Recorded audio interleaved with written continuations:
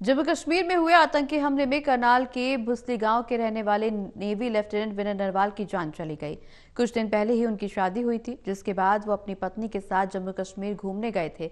घटना के बाद उनके गांव में आतंकियों के इस कायरना करतूत से आक्रोश का माहौल है। रिपोर्ट देखें।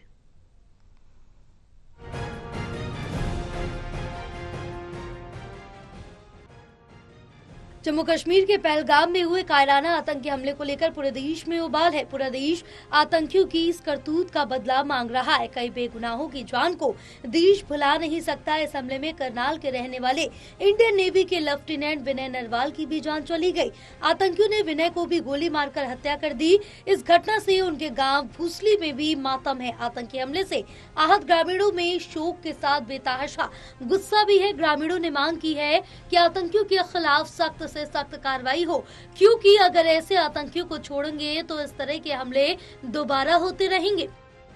ये लड़का था जो हमारे गांव का ही, तो लेफ्टिनेंट के पद पर चाहिए। तो अभी 13 तारीख की यहाँ शादी की थी उन्होंने, तो अभी हनीमून के लिए गए थे वहाँ।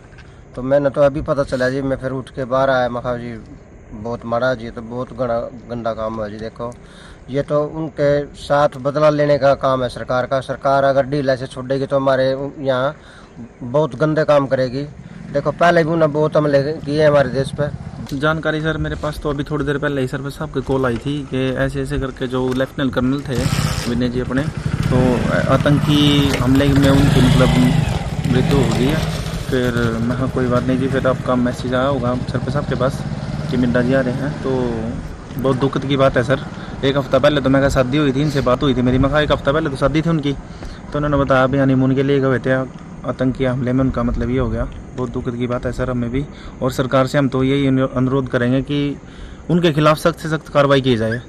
अगर ऐसे लूज पॉइंट छोड़ देंगे तो वैसे तो मतलब आतंकी हमले होते ही जाएंगे सर।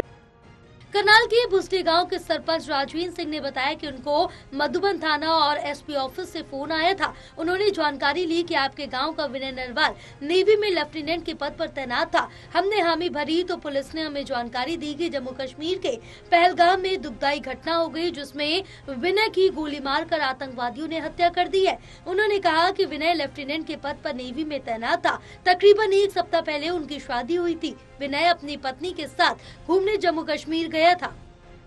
हमारे को जस्ट अभी थोड़ी देर पहले फ़ोन आया था मधुबन थाने से, एसपी ऑफिस से, कि आपके गांव का लेफ्टिनेंट कर्नल के पद पे कार्यरत था नेवी में। तो हमने कंफर्म किया कि हाँ हमारे गांव का बच्चा है, और उन्होंने बताया कि ऐसे ऐसे दुखद घटना हो चुकी है। तो हमने जैसे ही पता लगा, हमने कंफर्म किया, फ़ोनों पे बातचीत की, तो पता लगा कि हाँ ये सच्ची घटना है। तो आतंकी हमला हुआ जो पहलगाम में, उसमें मारा गया है? पहलगाम में आतंकी हमला हुआ। किस पोस्ट पे था ये?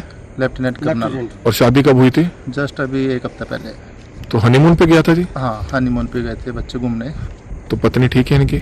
हाँ, पत्नी ठीक है। यही सुनने में आ रहा है कि जो भी आतंकी हमला हुआ है वो जेंट्स के पूर्वा। बता दें कि विनय नरवाल नेवी में लेफ्टिनेंट के पद पर तैनात है। कुछ दिन पहले उनकी शादी हुई थी।